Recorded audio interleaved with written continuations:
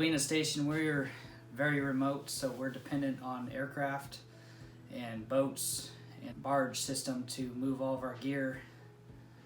We have one of the best dining halls in the nation for food, and we live in an old Air Force barracks. Logistically, living in rural, remote Western Alaska, life can be tough because you're away from the amenities that you normally have when you're on the road system. You know, there's a couple times we were like low on food and we gotta wait for the next order to come in, and we have limited resources. You know, we have 2 ovens and not a lot of space, but I think it's great how the staff here makes it work. We're all doing our own thing and we're all helping each other at the same time, and I think working in a remote space kind of makes you closer to everybody there, and so we're kind of becoming a family here, and it's been really great.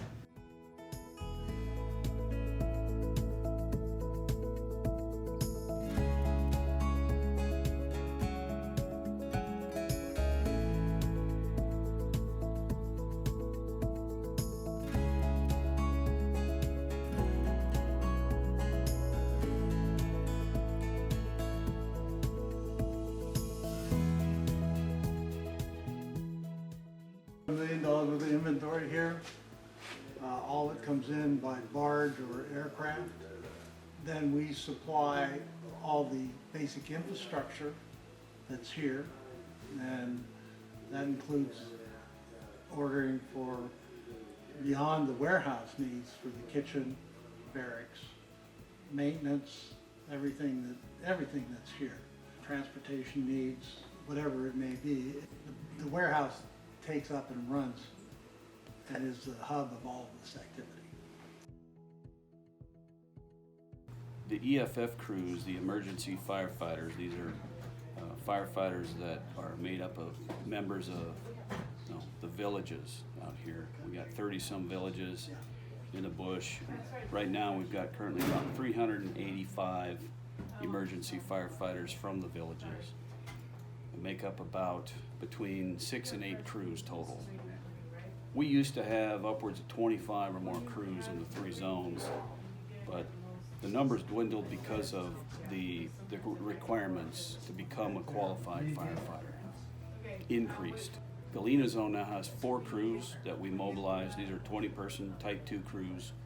We mobilize them to fires in the Galena zone and outside of the Galena zone, and to state fires and to lower 48 fires as needed.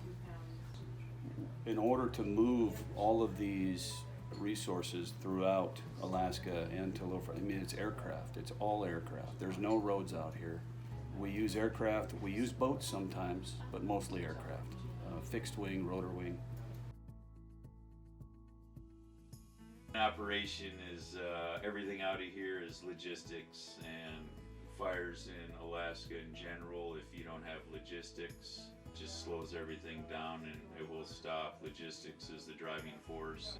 How difficult it is to support a fire out on the Seward Peninsula or up along the North Slope or down on the lower Yukon. It's really challenging.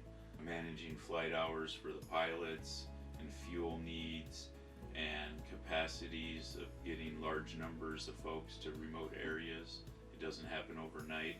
For instance, if I have a fire in the lower Yukon or out on the Seward Peninsula and I need to mobilize a crew from Fairbanks, or local hotshot crews for instance, if I put the call in at 1400 in the afternoon, I have to prepare my plans and mission for basically 24 hours. I mean, it takes 24 hours for a crew from Fairbanks to boots on the ground on the fire in the remote western parts of the zone. It's basically 24 hours from the call until they're actually on the fire, and that's just from Fairbanks. And then if there's no available resources in Fairbanks, have to consider elsewhere in the state or the lower 48, which bare minimum's 3 days. And you just can't make things happen in a moment's notice. And that's the driving force of this place.